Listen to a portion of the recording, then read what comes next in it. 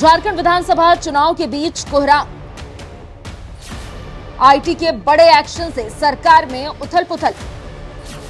CM Hemant Soren के कुबेर के ठिकानों पर छापेमारी। चुनाव में काला धन बांटने की थी तैयारी। झारखंड विधानसभा चुनाव के बीच आईटी का बड़ा एक्शन देखने को मिल रहा है। इस एक्शन से हेमंत सोरेन परेशान हैं क्योंकि ये एक्शन उनके ही कुबेर यानी कि निजी सलाहकार के ठिकानों पर पड़ रहा है। सोरेन के निजी सलाहकार सुनील श्रीवास्तव और उनसे जुड़े लोगों के ठिकानों पर आईटी ने छापा मारा है। इस छापे से सरकार की टेंशन बढ़ गई है। चुनाव से पहले इतना बड़ा खेल झारखंड की सियासत में बड़ा खेल कर रहा है। ऐसे में इस छापे से ये सवाल उठने लगे हैं कि आखिर क्या होगा हेमंत सोरेन का। क्या विधानसभा में एक बार फिर हेमंत सोरेन की जीत हो पाएगी या फिर ये सरकार का अंत है। जानिए हेमंत सोरेन की भविष्यवाणी आचार्य राकेश चतुर्वेदी जी की जुबानी। नमस्कार, एनएमएफ न्यूज देख रहे हैं आप। आपके साथ मैं हूं खुशबू राय। आज एक बार फिर से बात करेंगे झारखंड विधानसभा चुनाव को लेकर। जैसा कि हम सब जानते हैं कि जल्द ही झारखंड विधानसभा चुनाव की जो वोटिंग है वो 2 चरणों में होने वाली है और फिर उसके बाद रिजल्ट 23 नवंबर को आएगा। लेकिन अब सवाल ये उठता है कि क्या एक बार फिर से हेमंत सोरेन सत्ता पर काबिज हो पाएंगे, हाँ या ना। आज इसी पर बातचीत करेंगे। हमारे साथ इस भविष्यवाणी के लिए एक बार फिर से मौजूद है राकेश चतुर्वेदी जी। बहुत बहुत स्वागत है सर आपका एनएमएफ न्यूज पर। नमस्कार खुशबू जी, नमस्कार दर्शकों, आप सभी को कोर्ट से धन्यवाद आपका खुशबू जी इस मंच पर आमंत्रण देने के लिए। हेमंत सोरेन को लेकर बात कर रहे थे आचार्य जी, जैसा कि आपने मेरा सवाल भी सुना कि इस बार वो सत्ता पे काबिज हो पाएंगे या नहीं, इसी पर ये डिस्कशन रहेगा। सबसे पहले उनकी कुंडली क्या कहती है ये जानना चाहूंगी। देखिए खुशबू जी, कुंडली तो जो उपलब्ध है इंटरनेट के माध्यमों से उसको बहुत मैं प्रमाणित नहीं मानता हूं, क्योंकि चेहरे का जो जितनी भी कुंडलियां इंटरनेट पे इनकी वायरल हो रही हैं उनका अगर इनके चेहरे से अध्ययन किया जाए यानी कि इनके फेस से मिलान किया जाए तो मुझे कोई भी सत्यार्थ नहीं मिली। तो इसका अभिप्राय है कि कुंडली से मैं अब यहाँ पर नहीं बोलूंगा, लेकिन इनके जो चेहरा है, जो भावभंगिमा है, जो सामुद्रिक विज्ञान का जो गणना कहता है उसके अनुसार जो प्रभाव दिख रहा है, क्योंकि जिस समय इस इलेक्शन का ऐलान हुआ है खुशबू जी, आप देखिएगा कि गुरु वक्री अवस्था में है, मंगल नीच की अवस्था में है और रिजल्ट के समय तक मंगल नीच की अवस्था में रहेगा जी। और विशेष करके अगर यहाँ देखा जाएगा तो जिस समय ऐलान हुआ है उस समय सूर्य नीच की राशि में विचरण कर रहे थे जी। और हालांकि इलेक्शन का एक दौर या कह लीजिए कि रिजल्ट दोनों ही कह लीजिए कि सूर्य नीच की राशि से निकल जाएगा, लेकिन कहीं ना कहीं अगर देखें तो गुरु की वक्री अवस्था और मंगल का नीच प्रभाव, यहां पर 2-3 चीजें आएंगी। मंगल जब नीच का रहेगा तो वर्तमान सत्ता जो है, जहां पर भी जिसके भी बारे में हम बात करेंगे, जो भी वहां पर वर्तमान सत्ता में रहेगा उसके खिलाफ नकारात्मकता जनता के बीच रहेगी। यह मंगल नीच के प्रभाव में फलित होगा। उसके लिए कुछ न कुछ नकारात्मकता जो है वह मंगल नीच का लेकर आएगा, यानी कि हेमंत सोरेन के लिए कहीं ना कहीं जनता में किसी न किसी विषय को लेकर के कहीं ना कहीं आक्रोश दिखेगा और उनको पहले से ज्यादा फाइट करना पड़ेगा या पड़ सकता है इस बार सत्ता हासिल करने के लिए। तो हेमंत सोरेन के लिए इस बार का जो इलेक्शन है वो इतना आसान नहीं होगा, क्योंकि मंगल नीच में है, गुरु वक्री अवस्था में है और बाकी ग्रही स्थितियां भी, शनि जो हैं भले मार्गी हो जाएंगे 15 तारीख को, लेकिन शनि भी वहीं पर कुंभ में ही विराजमान रहेंगे। तो कुल मिलाकर के देखा जाए तो जहां जहां जिस भी सरकार की, अब चाहे अब यहाँ पर क्योंकि हम लोग झारखंड की बात कर रहे हैं तो सिर्फ हम लोग हेमंत सोरेन के लिए कहेंगे कि कठिनाई रहेगी, फाइट तगड़ी कराएंगे, संघर्ष बड़ा होगा। कुछ भी नहीं कहा जा सकता है अंतिम समय तक, लेकिन ज्योतिष गणना के अनुसार आपको कुछ ना कुछ अंतिम पहलू तक ले जाऊंगा, लेकिन उसमें भी थोड़ा सा समय लूंगा आपसे। चलिए, आपको समय दिया जाता है और उम्मीद करती हूँ कि जो भी आप गणना कर रहे हैं वो सही साबित हो। अब अभी जैसा कि बता रहे थे कि हेमंत सोरेन जो है उनके लिए आक्रोश जनता में देखा जाएगा।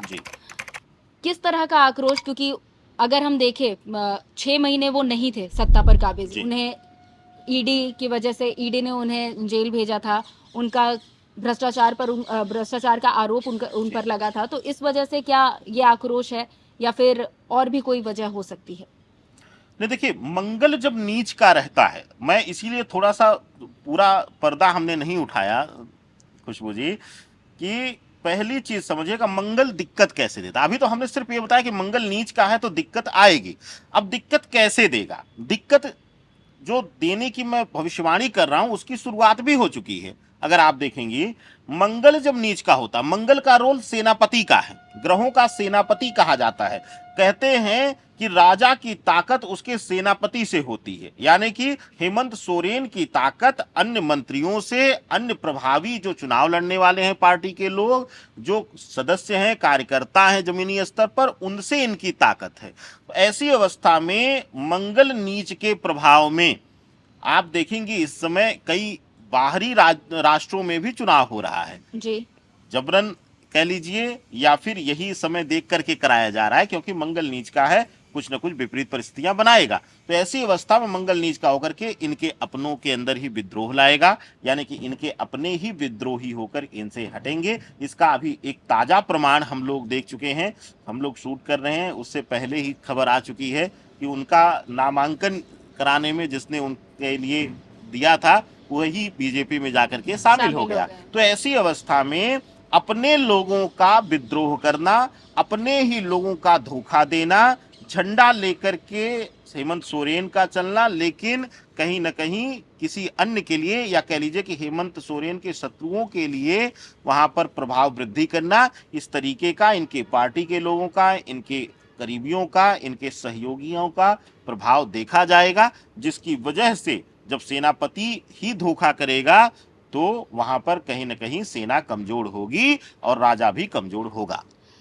आप यहाँ अपनों की बात कर रही थी। अपनों से सबसे पहले अगर किसी का नाम हेमंत सोरेन के साथ जुड़ता है तो वो है अब उनकी पत्नी, क्योंकि वो भी अब राजनीति में है, जी। कल्पना सोरेन। जी। कल्पना सोरेन का राजनीति में आना और हेमंत सोरेन के साथ जुड़ना, क्या उन्हें कोई फायदा, कोई लाभ पहुंचा सकता है? देखिए खुशबू जी, कल्पना सोरेन जिस दिन नामांकन की थी, मुझे लगता है कि अभी जल्दी ही उनकी कुछ वीडियो आई थी। अब मैं श्योर नहीं कि नामांकन का था या किसी सभा का था, या उनका एक सभा स्थगित हुई थी, उस समय भी उन्होंने संबोधन दिया था, उसका भी हमने वीडियो देखा। तो उनका जो मस्तक है, ललाट है, जी। बहुत प्रभावी है। वह स्त्री, मैं दावे के साथ कह सकता हूं कि हेमंत सोरेन के लिए अभी तक ताकत बनी हुई थी, अप्रत्यक्ष रूप से, यानी कि पीछे से, और अब वह स्त्री जो है हेमंत सोरेन के लिए राजनीति में प्रत्यक्ष ताकत बनेंगी। और आप यह देखिएगा कि जो अगर वहां पर, मुझे लगता है कि कहीं ना कहीं लड़ाई के बावजूद भी हेमंत सोरेन का प्रभाव बढ़ाने में जो मदद मिलेगी वह उनकी अर्धांगिनी, उनकी पत्नी कल्पना सोरेन के द्वारा ही मिलेगा, और वह पूर्ण रूप से एक अर्धांगिनी का रोल वहां पर निभाएंगी, और पार्टी का भी प्रभुत्व बढ़ाने में वह हेमंत सोरेन के साथ कंधे से कंधे मिलाकर के वह आगे बढ़ती हुई दिखाई देंगी।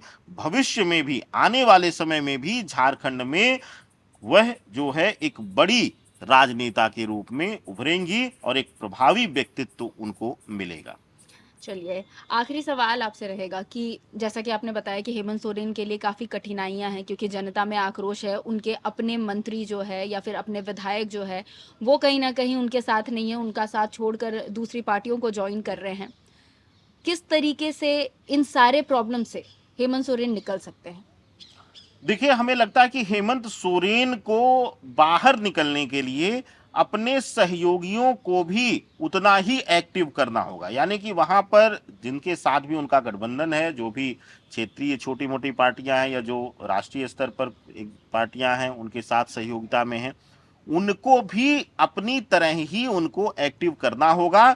और अगर इनकी सहयोगी पार्टियां पूर्ण ताकत का प्रयोग करके जो है इस चुनाव में प्रभाव हासिल करने में कामयाब नहीं होती हैं, तो जाहिर सी बात है हेमंत सोरेन कमजोर होंगे। लेकिन अब यहाँ पे एक बहुत बड़ी बात मैं आपको बोलता हूँ खुशबू जी, जितना मैंने उनकी पत्नी का, दोनों का चेहरे का अध्ययन किया है, पार्टी के बारे में जितना मैंने ज्योतिषीय तरीके से शोध किया है, चाहे उनके पार्टी के झंडे का प्रभाव हो, यह सब जितना हमने सामूहिक अध्ययन किया है, उससे निकल कर आता है कि व्यक्तिगत रूप से पार्टी का प्रभाव, या कह लीजिए कि वोट परसेंटेज कहीं ना कहीं उनकी पार्टी के लिए बढ़ेगा तो उनको वह ताकत देने का काम करेगा इस बार।